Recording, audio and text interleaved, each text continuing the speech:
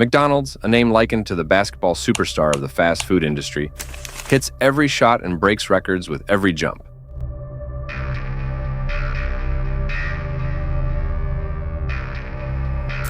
They expanded globally to the point where a new Golden Gate would appear somewhere on the planet every 15 hours. But then an unexpected shock hit.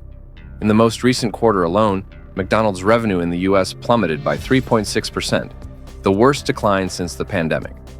It's like an NBA star who used to score 40 points per game, now only scores 8. The audience starts leaving their seats, and the once immortal brand faces the risk of faltering.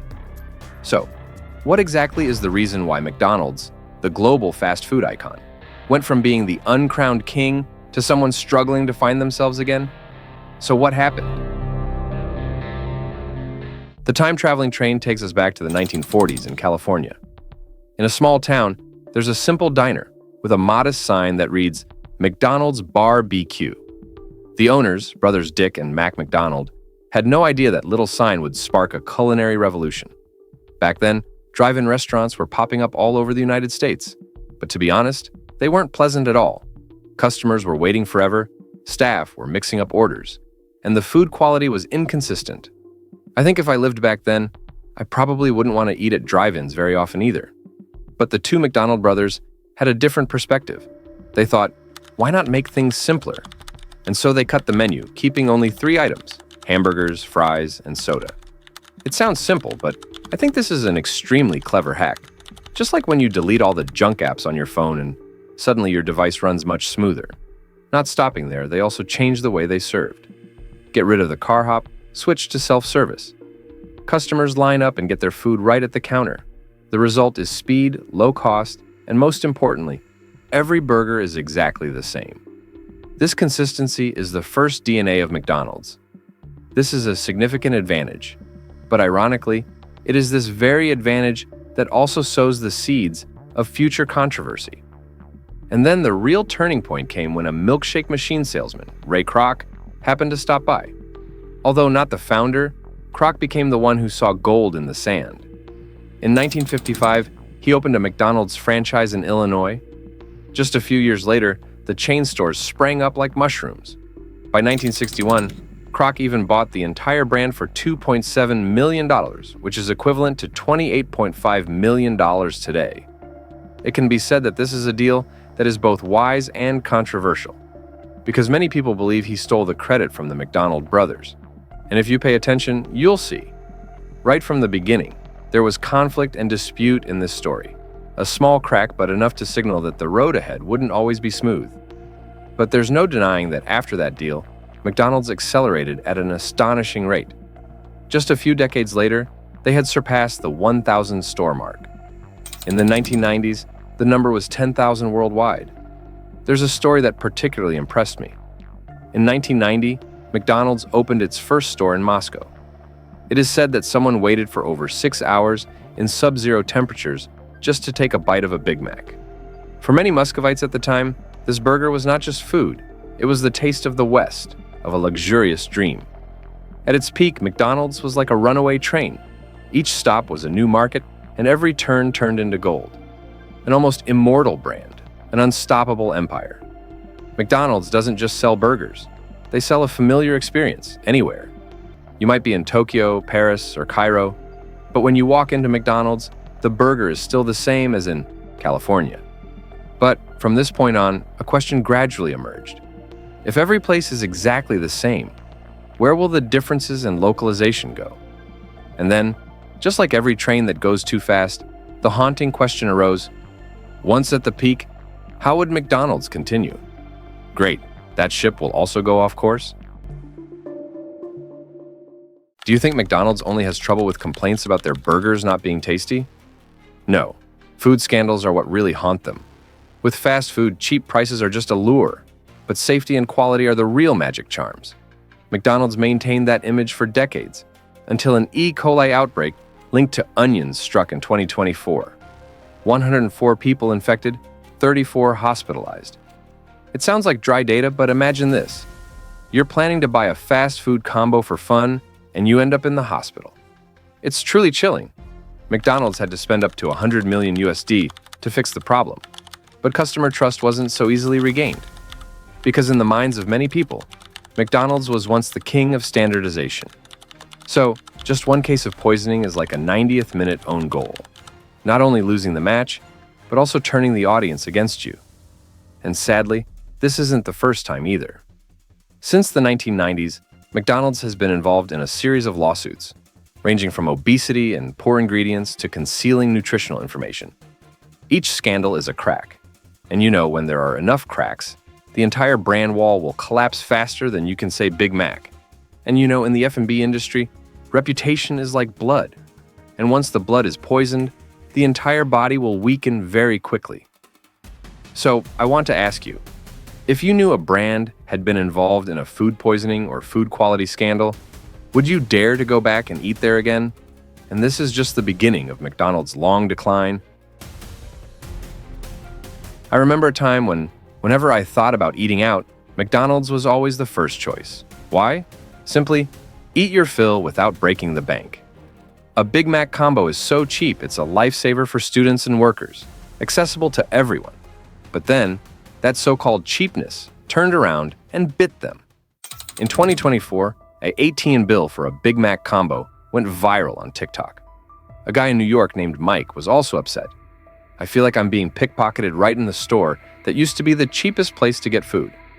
That video has over 2 million views and has suddenly become a symbol of outrage.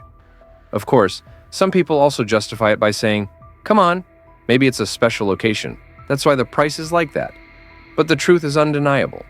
McDonald's prices are rising, and many Americans can no longer afford what was once called affordable fast food. Even the CEO of McDonald's has to admit, fast food is no longer cheap, and many people are even skipping breakfast. Figures don't lie. In Q1 2025, McDonald's sales in the US fell by 3.6%, the steepest decline since the pandemic. For a brand that once dominated, this is nothing short of an alarm bell. The player who once controlled the board is now starting to lose pieces. In business, there's a truth. Customers can forgive a bad meal, but they will never forgive feeling ripped off. And when a brand that was once loved for being cheap loses that advantage, it's like shooting itself in the foot. But the price is just the surface. Even if McDonald's brings back discounts, they still face a bigger enemy: the changing tastes of an entire new generation. There's a silent enemy McDonald's didn't expect: the changing tastes and lifestyles of the new generation. Gen Z and millennials no longer want to eat quickly and fill up like they used to. They want to eat healthy and have experiences. Look around you. People are inviting each other to Chipotle for organic burritos, going to Shake Shack for premium ingredients, or stopping by Starbucks to sip an oat latte all day long. And then a strange game changer appeared: GLP-1, typically Ozempic. When millions of Americans use this type, their appetite disappears. Fast food consumption decreases significantly. With McDonald's, it's like being in the middle of a season and then suddenly, hail falls and all the spectators leave. It's not because you play badly, but because the entire stadium is completely empty. Not stopping there, the image of greasy burgers and salty fries gradually transformed into a health enemy. McDonald's was once a symbol of eating for fun. But now, in the eyes of many young people, eating has become a sin. Personally, I think when a generation no longer considers burgers cool, McDonald's is truly in danger. And once you're weak on your home turf, it's only a matter of time before your opponent steals the spotlight. McDonald's was once the brightest star on the fast food stage. But now, that stage is too crowded. The competition is no longer just Burger King or Wendy's. And trust me, these trash talkers are incredibly good at marketing. Burger King is launching an ad directly targeting the Big Mac. Wendy's turned Twitter into a stage to troll McDonald's, and surprisingly, it was this very trash talking that made them go viral among young people. Meanwhile, Chipotle, Panera Bread, and Shake Shack dominate the fast casual segment, serving premium ingredients and attracting customers willing to pay more for a better experience. What about McDonald's? They are stuck in the middle. It's no longer cheap enough to play the price war, nor is it good enough to enter the premium segment. I see him as exactly like a player who used to score constantly, but now only sits on the bench because he doesn't fit the tactics anymore. Worse, McDonald's is gradually losing its identity. The golden arches, that golden arch logo, are still every place, but they no longer bring the same excitement as before. People go to McDonald's just because they're used to it, not because they like it. And in the world of marketing, when a brand becomes just a habit instead of an emotion, that's a sign of decline. So, what do you think? A global brand that becomes generic and impersonal? What value is left beside the name? And even more significantly, as competition outside the stage intensified, cracks began to appear within McDonald's itself. And this is the most noteworthy factor. A global empire like McDonald's doesn't just sell food. They operate a massive franchise machine with tens of thousands of partners. And when the machine is too complex, sooner or later a gear will get stuck. Externally, competition is fierce, while internally, McDonald's is not at peace. Over the years, the company has changed CEOs frequently. Each CEO brings a different rescue strategy. Some call for menu expansion, others want to go back to simplification, while some chase technology and delivery. It sounds like a lot of ideas, but to me it's like a ship constantly changing course at sea. When the captain doesn't even know where to steer, the sailors, who are the employees, the franchise, are also confused. As a result, McDonald's found itself in a state of sun in the morning, rain in the afternoon, sometimes launching vegetarian burgers, sometimes experimenting with Starbucks-style coffee, and then retreating back to traditional potato burgers. Customers are confused, while competitors are just smiling. Worse, the relationship between the parent company and franchisees is becoming increasingly strained. Many franchisees have publicly criticized management for high fees, sales pressure, and half-baked experiments that have left them bearing the risk. Meanwhile, the relationship between employees and superiors is also fraught with noise. In France, McDonald's was once fined over $1.3 billion for tax fraud. In India, hundreds of stores were closed due to disputes with franchisees. In football, a team can lose because a careless player loses the ball. With McDonald's, a single scandal-ridden franchise can drag the entire global brand down. And that's when one has to ask, is McDonald's becoming too big to control itself? And that was the final piece of the puzzle in the fail. A brand that was once a symbol of stability, now lost from within. When the ship was battling the waves on the open sea, and also had a hole in its hold, it was only a matter of time before it sank.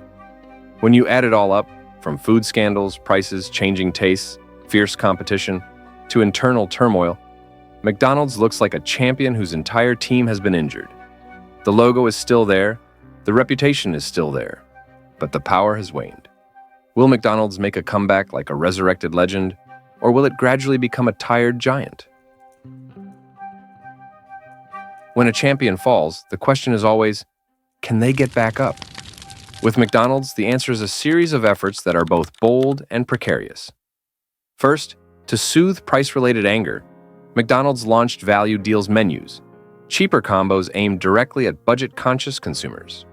A cheap Big Mac might not be that appealing anymore, but at least it evokes a little bit of the fast, cheap filling memories of the golden age. And sure enough, this trick worked in the short term. The number of returning customers increased slightly. But the question is, can you keep selling cheap forever? Not stopping at price, McDonald's is also racing in technology.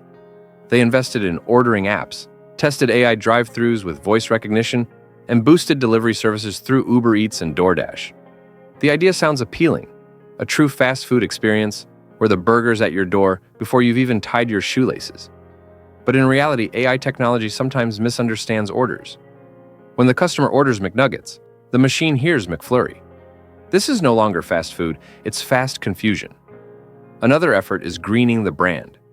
Some stores are designed with the Green McDonald's concept, featuring solar energy, recycled packaging, and even eco-friendly wooden furniture. A great idea to win over the earth-loving Gen Z generation.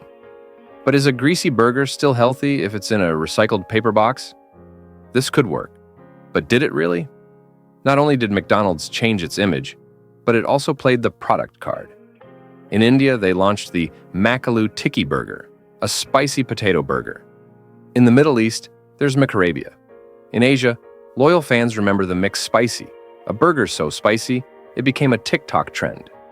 This is a localization effort, making McDonald's unique to each country. And it must be admitted, some dishes were successful, even went viral. But many other dishes were a flop because they were too spontaneous. Additionally, McDonald's didn't forget to play the media game.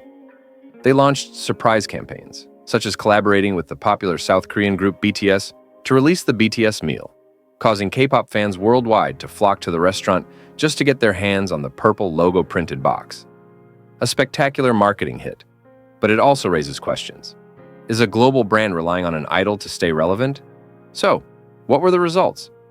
McDonald's remains a giant with over 40,000 stores worldwide. These efforts help them retain customers in the short term and somewhat refresh their image. But the long-term picture is more complex. Healthy eating trends, competitive pressure, and technological change remain underlying threats. It can be said that McDonald's is in a phase of tentatively getting back on its feet. They haven't fallen, but they're not striding confidently like they used to. Like a seasoned boxer, still has the strength to throw a few punches. But does he still have a chance to regain the championship belt? Do you think McDonald's is truly reviving, or is it just trying to survive the storm of a new era?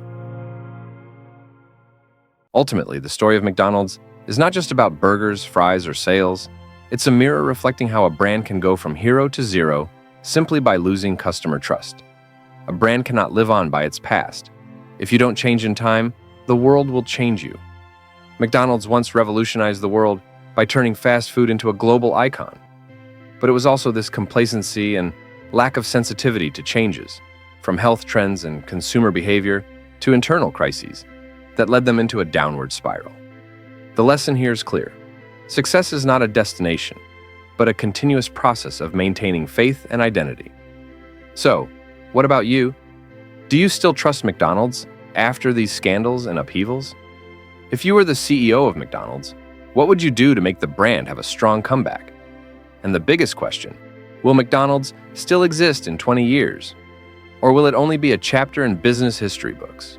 Please share your thoughts in the comments section below. I really want to hear your perspectives.